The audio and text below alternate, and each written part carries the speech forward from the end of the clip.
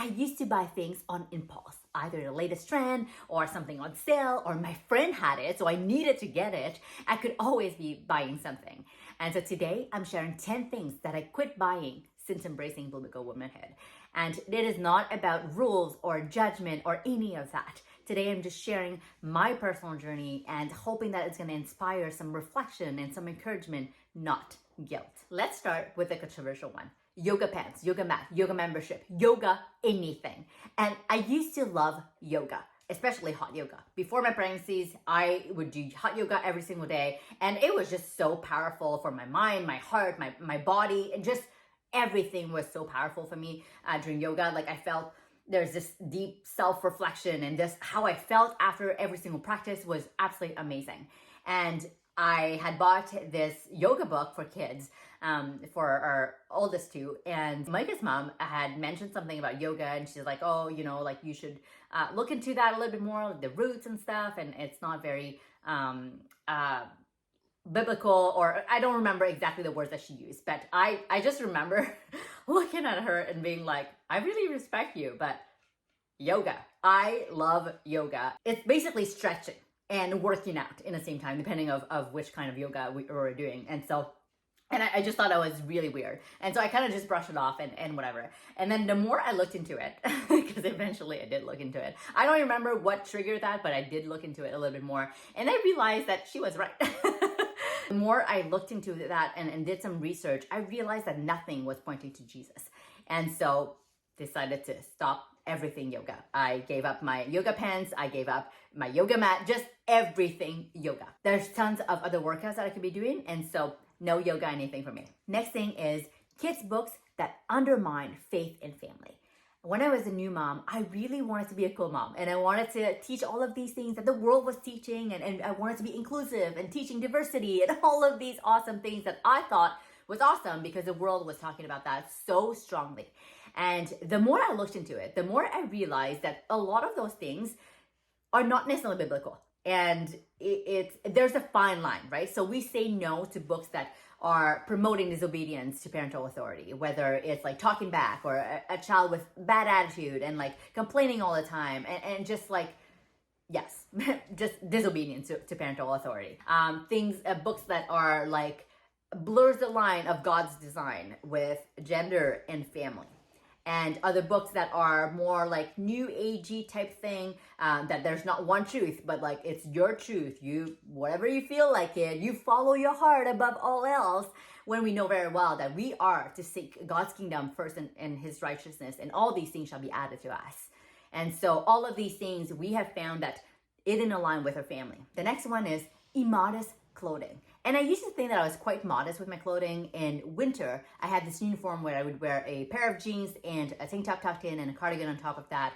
And in summer, I love wearing dresses because it was so like air could flow and it wasn't too hot like with jeans. And so it was awesome. I didn't like to wear shorts. I thought that they made my body look weird, and so I would like to wear short shorts, and then I didn't think that was appropriate for me, and so I stopped wearing that. And so dresses was that was. And the challenge with that is that the type of dresses that I would start choosing. And there was this dress that I absolutely love.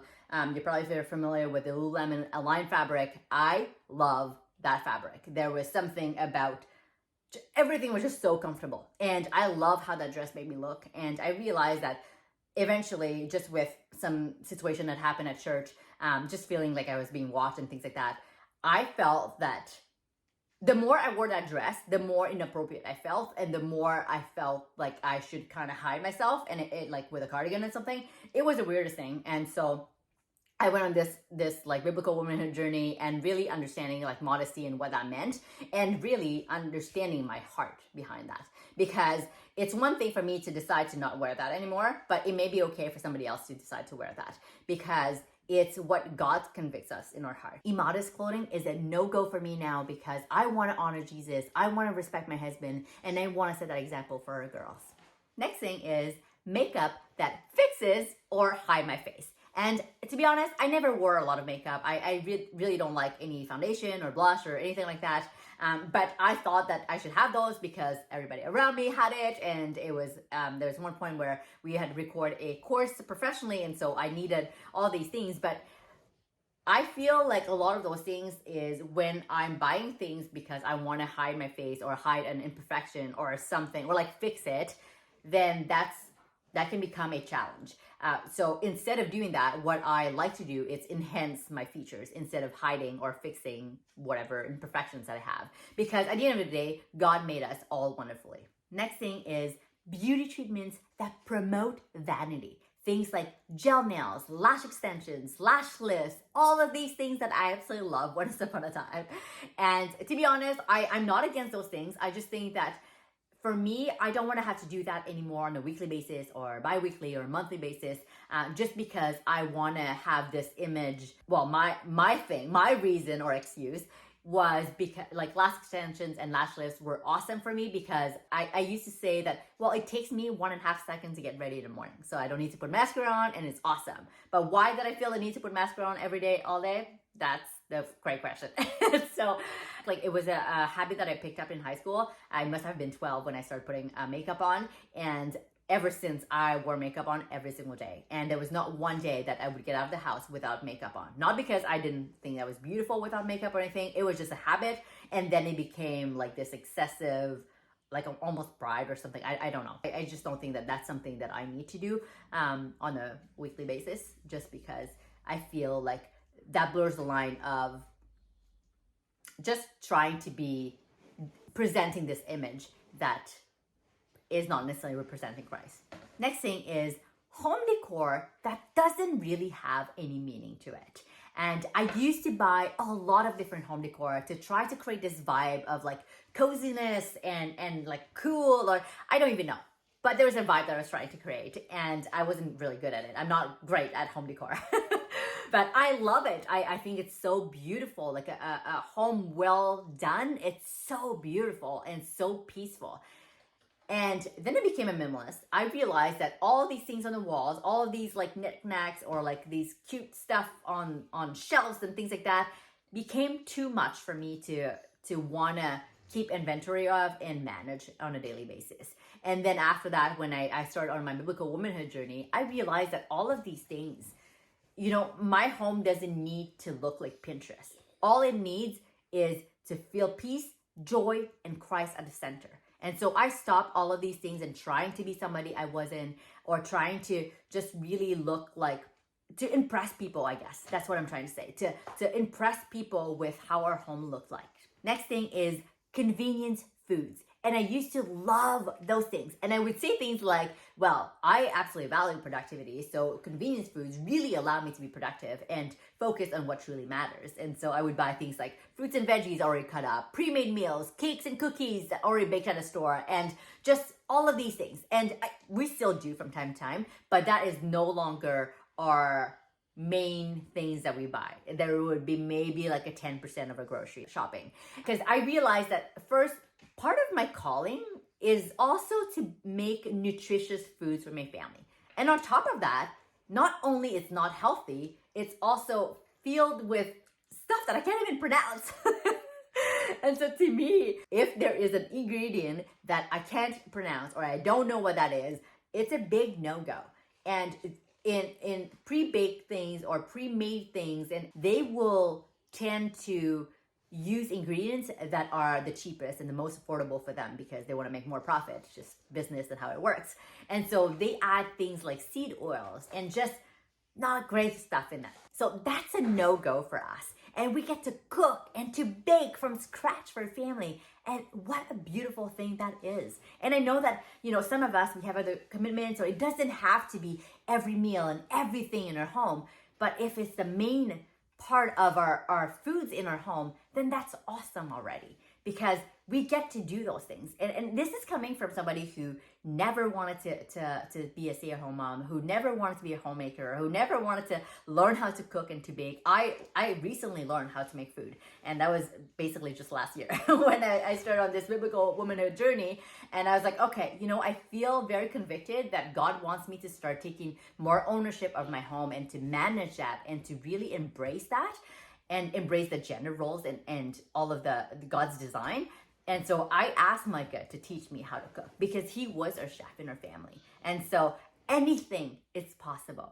The next thing is anything that feeds discontentment. There's a lot of things in that category, but the first thing for me is shopping for anything on sale. I used to love those things. I would go shopping and there was this thing on sale and I'm like, I could need it one day and it would be nice to have. And so I would just get that. There is such a difference between being frugal and shopping on sale. When we're being frugal is we are being intentional and thoughtful, and it's rooted in stewardship and going like, okay, so how do I make the most of it from what God has already given me? When we shop on sale is reactive, it's emotion driven, and it's really rooted in discontentment, like the fear of missing out. That was my case anyway. I just was afraid that if I don't buy this thing right now, I could lose on being awesome, or like having that image that I am trying to project, or that I could lose on this opportunity to save money, but I didn't need it in the first place, so I don't know what kind of money I was saving. But so a lot of those things, that anything that feeds discontentment to me, it's a no-go because it doesn't breed any gratitude, and it just, if anything, it feeds my feeling of being entitled. Next up is constant upgrades. So phones and laptops, clothing, cars, houses, whatever. And to be honest, last year, my iPhone 10 finally died. And it actually died. My screen was peeling off. I don't even know how I did that, but it was peeling off. And half of my screen wasn't touch screening anymore. And so it was crazy. So anyway, we end up upgrading my phone finally. But I used to find value in upgrading everything all the time because I thought it was so important for that image that I was projecting, and realizing now that was so silly. Like, what was the point of all of that? Like, I didn't need a new phone. I didn't need a new laptop. I didn't need all these things. And so grateful for the upgrades from last year, but I think it's very important for us to use everything until the end. I don't know if it's more so like because I want to so respect God's money, or if I so am minimalist now and don't want to spend money for no reason, because there's so many more things that we could be investing our money in. And so for me, no more constant upgrades.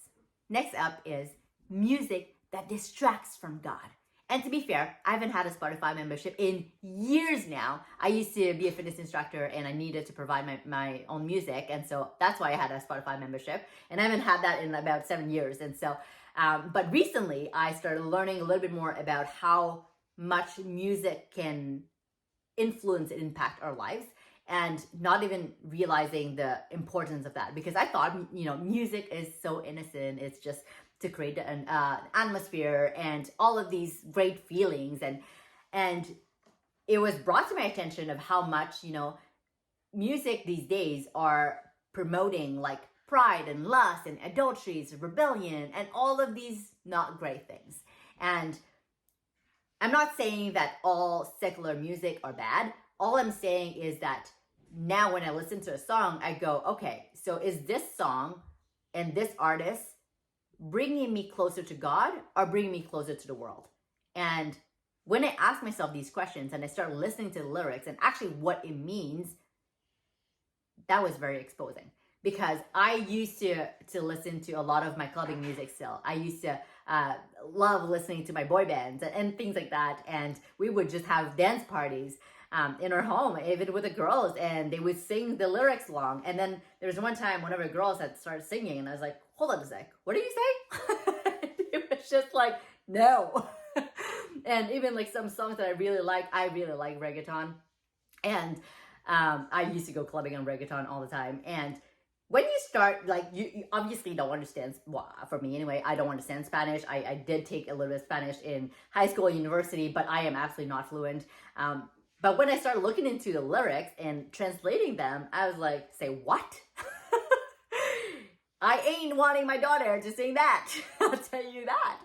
And we think that's very innocent, but there's very fine lines, and sometimes the lines are being blurry a little bit. And I'm not even saying like it's only secular music. Like even Christian songs are very, like, depending on who writes it, when we listen to it, there's like very self-focused things. And so what Micah and I have done now is we've gone back to hymns and good old traditional hymns, and it's been so freeing for us knowing that we don't have to be concerned about all these things. I thought it was a little excessive to be worrying about music because it's only music. The more I looked into it, the more I realized that it wasn't necessarily in alignment with our family values. The things that I've stopped buying, it's so much more than just physical clutter.